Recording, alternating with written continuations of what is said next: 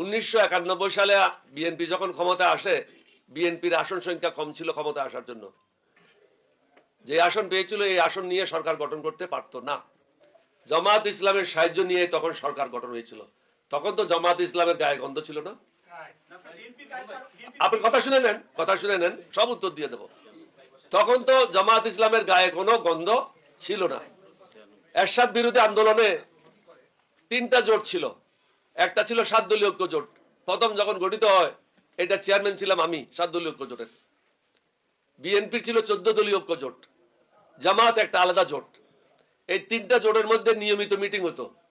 3টা জোটে একসাথে মিলে এরশাদের বিরুদ্ধে আমরা আন্দোলন করেছি। তখন তো জামাতের গায়ের থেকে কোনো গন্ধ বাইরে নেই। তারপরে আসেন 1986 সালে আওয়ামী লীগ এবং জামাত মিলে এরশাদের সময় নির্বাচন অংশগ্রহণ করে তারা সংসদে গিয়েছিল। তখনও জামাতের গায়ে গন্ধ ছিল না।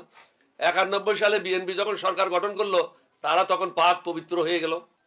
96 সালে জামাত এবং আওয়ামী লীগ মিলে বিএনপির বিরুদ্ধে সংগ্রাম করলো অন্তর্বর্তীকালীন সরকার করার জন্য বা কেয়ারটেকার সরকার করার জন্য।